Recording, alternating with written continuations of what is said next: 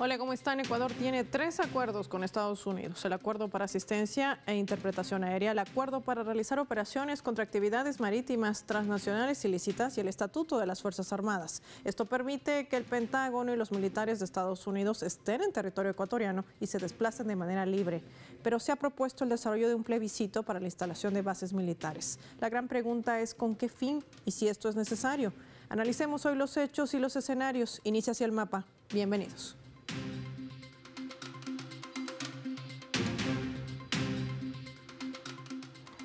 Por esta razón, les proponemos desplazar nuestro mapa y revisar algunos datos claves para poder entender este panorama. Ecuador, militarización versus propaganda política. Identificamos a esta nación en el continente americano, en América del Sur, y hay que decir que el gobierno de la República del Ecuador está impulsando una reforma constitucional para eliminar la prohibición de instalar bases militares extranjeras en el país. Hay que recordar que la Carta Magna del año 2008, alentada por el expresidente Rafael Correa, puso fin a los convenios militares para la instalación de bases extranjeras. Ahora, bajo la excusa de la seguridad nacional, ya que Ecuador enfrenta la peor crisis de inseguridad en décadas, el gobierno de Daniel Noboa, el presidente que ven allí en la imagen superior de nuestro mapa, pretende llevar a cabo un referéndum para eliminar el artículo 5 justamente que establece que no se permitirá el establecimiento de bases militares extranjeras ni la instalación extranjera con propósito militar. Se prohíbe además ceder bases militares nacionales a fuerzas armadas o de seguridad extranjeras. Eso es lo que establece, lo que estipula el artículo 5. La iniciativa gubernamental ya ha logrado la aprobación de la Corte Constitucional y el Pleno de la Asamblea Nacional, con 108 votos, ha creado ya la Comisión Especializada Ocasional que tramita el proyecto de reforma parcial a la Constitución. Se conoce también que esta comisión ha informado que comenzó a estructurar el informe para el primer debate, pero su trámite en Pleno de la Asamblea Nacional se aplazaría para luego dar en segunda vuelta electoral, porque los plazos de los trámites de esta reforma constitucional no se estarían ajustando al actual calendario electoral para el desarrollo, por supuesto, de esos comicios previstos entre el 9 de febrero del año próximo y, en caso de una segunda vuelta, el 13 de abril. ¿Qué se sabe en torno a este panorama? También lo reflejamos en nuestro mapa.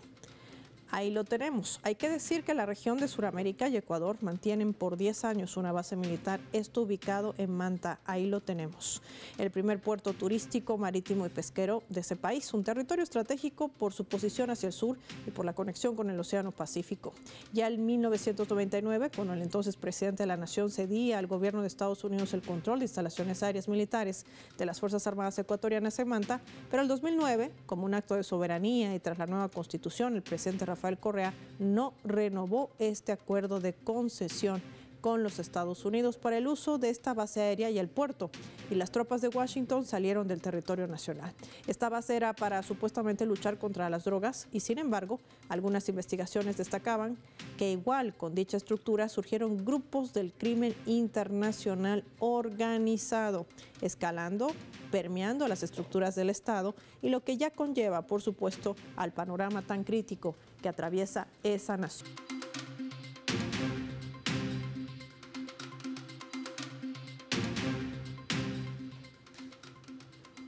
Para analizar este primer escenario nos acompaña en directo desde el Ecuador, es especialista en seguridad, Carla Álvarez con nosotros. Carla, qué placer recibirte en el mapa. Gracias por tu tiempo para Telesur. Bienvenida. Hola, buenos días con toda la audiencia.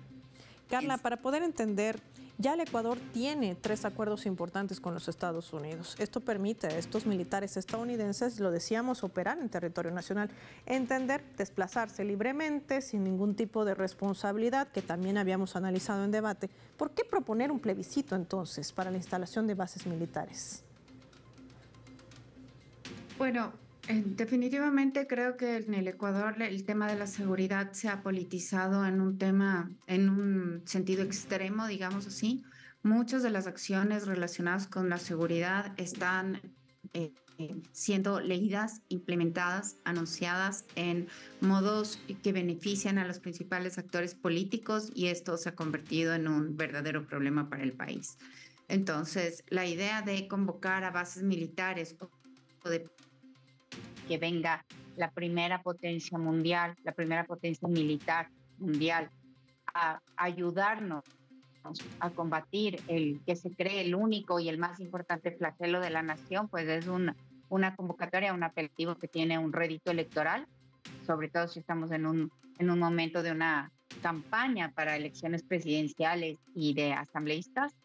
Y entonces podría decir que hay un sentido político mayor que un sentido de eficiencia real de la medida, porque como usted ya ha mencionado, tenemos otros acuerdos, tenemos ya cooperación vigente con los Estados Unidos y tenemos ya su apoyo y sobre todo, y es un tema que es bien importante, y es que los Estados Unidos ya han dicho que no quieren tener una base militar en Ecuador.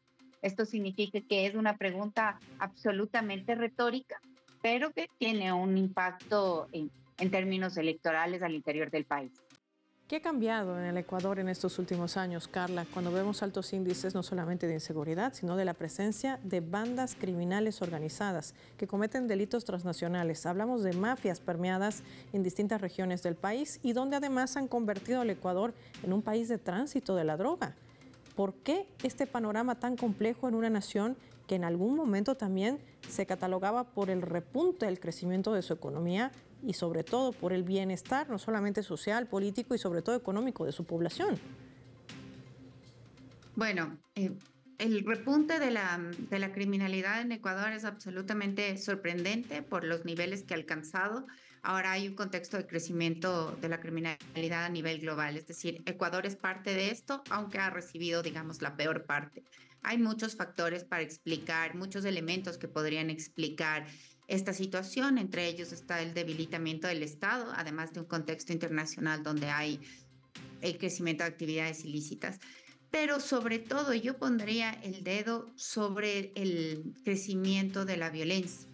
Es esto lo que más atemoriza a los ciudadanos y ciudadanas ecuatorianas, el desangre que estamos viviendo, el incremento sin precedentes de la tasa de muertes violentas en el Ecuador y de otros delitos que afectan la seguridad, como el incremento de la extorsión, del secuestro, del sicariato, reclutamiento para actividades criminales, etcétera, etcétera. Entonces, en este contexto de criminalidad es lo que tiene a la ciudadanía entera muy atemorizada y también muy predispuesta a las alternativas de mano dura.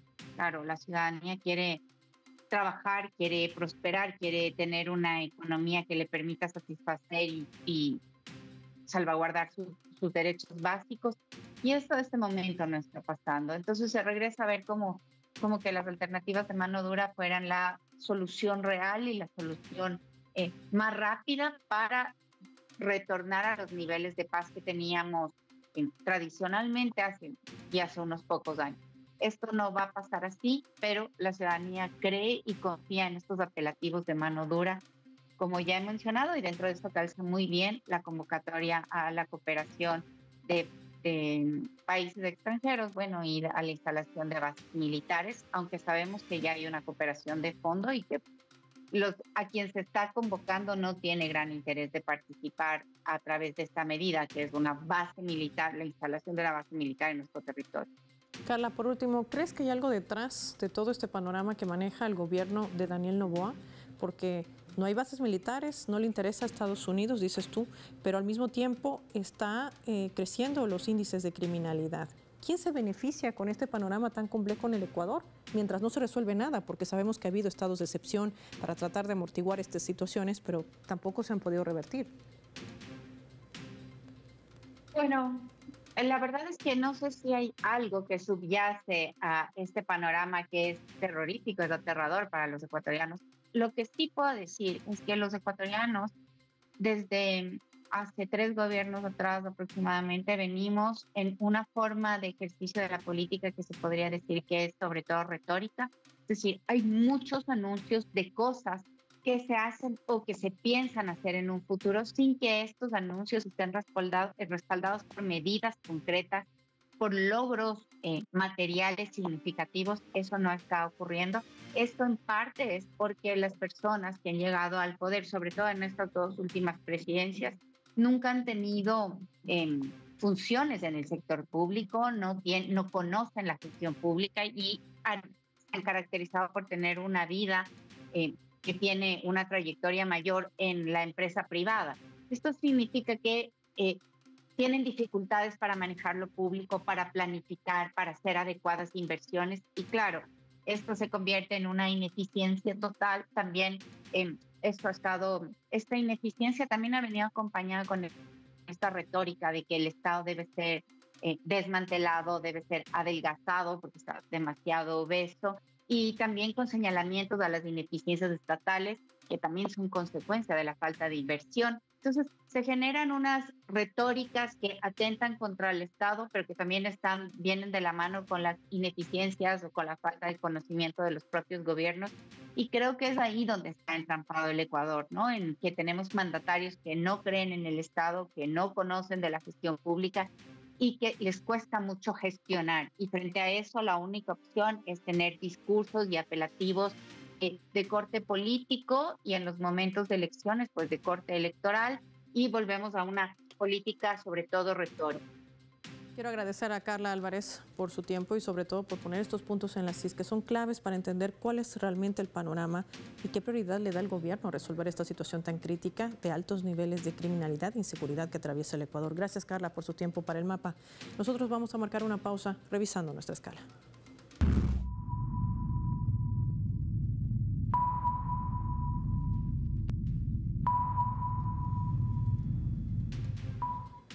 Esta vez a través del portal web de Sputnik Mundo, que titula de la siguiente manera, lo vamos a colocar en la pantalla del mapa. Dice, jornaleros ecuatorianos eran tratados como esclavos por una empresa japonesa. Según relatos de los abacaleros y abacaleras, algunos dieron a luz a sus hijos e hijas en condiciones insalubres y los han criado sin luz ni agua potable.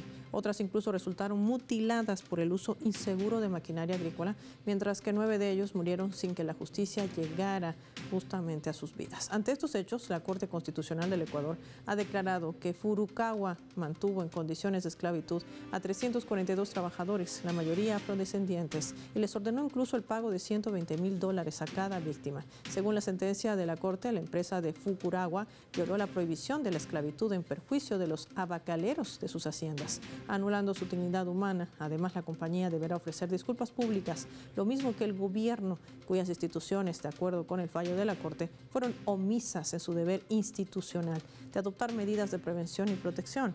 Este es el Ecuador de Daniel Noboa. Ya volvemos.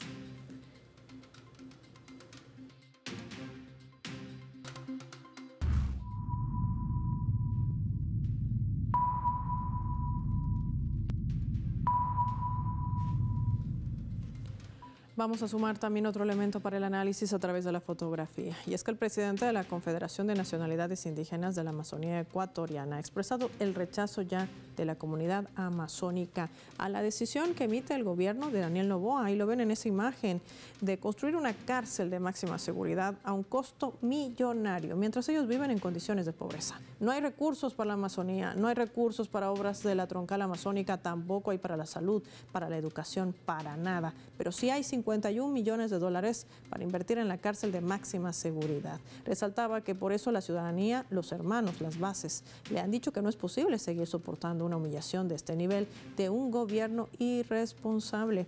El dirigente indígena señaló también que de la forma en la que pretenden imponer este proyecto en la comunidad de Archidona, ubicada en la provincia ecuatoriana de Napo, también han actuado sucesivos gobiernos en Ecuador en el pasado, con concesiones petroleras a favor de mineras, tomando en cuenta solamente los intereses del gran capital y en detrimento inclusive de los derechos de los pueblos indígenas y respetando que la consulta previa. ¿Qué está pasando en Ecuador? Lo analizamos con nuestro invitado. También desde el Ecuador nos acompaña Rommel Jurado, experto también en materia de derechos humanos. Qué placer tenerlo en el mapa. Gracias por su tiempo para Telesur. Pues siempre es un placer conversar con ustedes y con su audiencia. Doctor Rommel Jurado, hay un retroceso en materia de derechos humanos para los ecuatorianos, ¿pero por qué? Bueno, efectivamente hay un retroceso muy grande en materia de derechos humanos por varias razones. Algunas son de carácter político, otras son de carácter económico. Mire, para entender el retroceso en los derechos humanos que vivimos los ecuatorianos, hay que tener en cuenta que según datos oficiales se ha bajado de 44 muertes violentas por cada 100.000 habitantes registradas en diciembre de 2023 a 33 muertes violentas en diciembre de 2024. Pero todavía estamos muy lejos de recuperar las cifras de 2016, que eran de 6 muertes violentas por cada 100.000 habitantes. Es decir, que en términos comparativos, respecto de hace 8 años, tenemos 5 veces más inseguridad, 5 veces más criminalidad. Por otra parte, tenemos todavía recurrentes matanzas carcelarias. No cesan. La última se produjo a mediados de noviembre. Se estima que más de 600 personas, imagínense ustedes, o 600 personas privadas de libertad, han sido asesinadas brutalmente bajo custodia del Estado. Y recién ayer, hubo una balacera en los exteriores de la penitenciaría. Por otro lado, han aumentado los números de secuestros y también los números de asaltos. Todas, absolutamente todas las encuestas realizadas en los últimos 6 meses colocan a la delincuencia y al desempleo como los principales problemas de los ecuatorianos. Por otro lado, hemos tenido en los últimos 3 meses apagones de hasta 14 horas diarias. Esto afecta, por supuesto, esto y hay más cosas que comentar, pero esto afecta, por supuesto, a la calidad de vida que tenemos los ecuatorianos, al ejercicio de los derechos humanos que tenemos, porque las violaciones de los derechos humanos, por supuesto, se producen por juicios injustos, por el lawfare, por la guerra judicial, también por la represión a las manifestaciones públicas, pero también se producen porque no tenemos condiciones económicas, sociales y culturales para ejercer nuestros derechos. Estamos empobrecidos, no podemos acceder a salud, no podemos acceder a educación, no podemos tener tranquilidad y seguridad para realizar nuestras actividades. Y esto implica un enorme deterioro de todas las libertades y de todos los derechos económicos, sociales y culturales. Con todo este panorama que no deja de ser preocupante, la gran pregunta es si esto constituye una amenaza para el resto de la región. Estamos hablando de crimen organizado, vuelvo y repito, de mafias que operan también con el uso de sustancias controladas, el narcotráfico. ¿Por qué? La medida de Noboa es construir más cárceles, invertir 51 millones de dólares, desatender las áreas indispensables para la ciudadanía. ¿Qué hay detrás de todo este movimiento? ¿Quién se beneficia con este tipo de proyectos? Mire, en términos generales, la derecha, no digo en Ecuador ni solo en Latinoamérica, la derecha global está instalando unos discursos muy fuertes que deterioran el Estado de Derecho, que deterioran la democracia, que deterioran los derechos humanos. Esos discursos son los de la violencia y del miedo. Por un lado, la proliferación de la lawfare y la guerra judicial lo que hace es tratar de neutralizar las reacciones de la sociedad civil para enfrentar al gobierno por las violaciones de derechos humanos. Quiere callar, quiere silenciar a los luchadores sociales, a los adversarios políticos, a los defensores de derechos humanos. Y esta dinámica del miedo se extiende a la población en general cuando hay una gran amenaza cotidiana, que no tiene que ver con lo político, sino con lo cotidiano. Es decir, quiero abrir mi negocio, quiero hacer mi actividad comercial, quiero hacer mi actividad económica y no puedo hacerlo porque el país parece estar tomado por unas mafias de narcotráfico. Entonces, esta imposición del discurso del miedo, esta realidad cotidiana a la que nos enfrentamos los ecuatorianos, hace propenso que gobiernos de derecha digan, frente a esto lo que cabe es mano dura, más represión. Aunque muchos sabemos que esto no soluciona nada, que esto lo que hace es profundizar la situación de violencia, que hay que remediar estructuralmente la situación de desigualdad, de pobreza y mejorar las condiciones democráticas de participación para que podamos ejercer nuestros derechos. Entonces, aprovechando un poco la inocencia del pueblo, pero también esta situación de miedo y de violencia generalizado, pues se promueven estas iniciativas de construir más cárceles o de aumentar la represión, cuando eso finalmente no soluciona nada y por otro lado redunda en un mayor número de violaciones de los derechos humanos de los ecuatorianos y ecuatorianas. Y con este panorama, además, el hecho de que encaran elecciones ya para el próximo año, en medio de un discurso, ya lo decía, de miedo. ¿Cuál va a ser el futuro entonces del Ecuador en este panorama complejo? Como usted dice, es un panorama supremamente complejo porque el presidente de la República es candidato a presidente y desde mi perspectiva está aprovechando esa condición, los recursos del Estado, para promover su candidatura, pero también para neutralizar a enemigos o adversarios políticos. Recientemente, el presidente de la República, no directamente él, sino a través del Tribunal Electoral, descalificó a uno de sus principales oponentes, a Jan Topic. Lo descalificó porque él era de la misma tendencia de derecha y sentía que le disminuía votos. Entonces le impidió participar. Por otra parte, él no puede, mientras sea presidente, ser candidato y hacer campaña. Tiene que dejar a la vicepresidenta que ejerza la presidencia durante la campaña. Él se niega a esta posibilidad porque tiene una diferencia profunda con la vicepresidenta y ha intentado, a través de sus ministros de Estado y de organismos del Ejecutivo, descalificarla con una medida administrativa en el Ministerio de Trabajo, una cosa que nunca se había visto. Entonces, es un presidente que toma el poder del Estado, sus recursos, y los dirige para promoverse, por un lado, electoralmente, y por otro lado, para atacar a sus adversarios políticos, lo cual es un desbalance democrático muy, muy fuerte.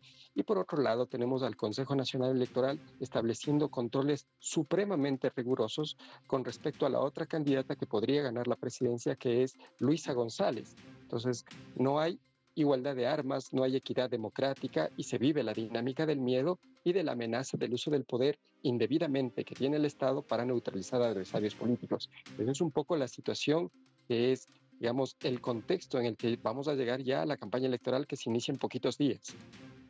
Contexto peligroso también en cuanto a un precedente que pueda marcar el Ecuador para el resto de la región. Agradecer al doctor Rommel Jurado por su tiempo y por compartir su análisis con nuestros televidentes hoy del Mapa en Telesur. Finaliza el programa revisando nuestro vector.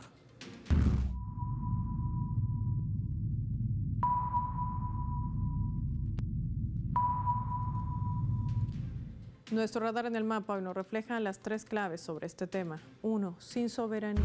El Ecuador se ha convertido en la cabeza de playa de Estados Unidos en la región para sumarse al objetivo de desestabilización. Para esto el presidente Noboa ha pasado por alto a su propia constitución, con un lobby efectuado desde el gobierno de Guillermo Lasso, con la firma de 3 convenios de cooperación bilateral con los Estados Unidos. Permitir la instalación de bases militares se traduce en una amenaza para la región y forma parte además de esa campaña de miedo contra la población. 2. Vulneración. En América Latina, Argentina y Ecuador son las 2 naciones donde se registran mayores retrocesos para proteger el trabajo de la prensa, vulnerando la libertad de información para distorsionar la realidad de los hechos. Ecuador, un país que atraviesa además una crisis política y social y hasta económica, con cortes de luz prolongados, y eso que Ecuador no es un país sancionado. 3. Electoral. El gobierno está más pendiente de anclarse en el poder que resolver la verdadera situación del país. Una campaña plagada de negacionismo. También un Ecuador que se ha perfilado en los últimos tiempos como una nación que ha permitido que las mafias la permeen. Ser un país de tránsito de la droga y escalar en los altos índices de inseguridad, con medidas de excepción que no están resolviendo absolutamente nada. Ese es el preámbulo de un Ecuador que irá a elecciones. Soy Paola Pérez y nos vemos en otra edición del Mapa.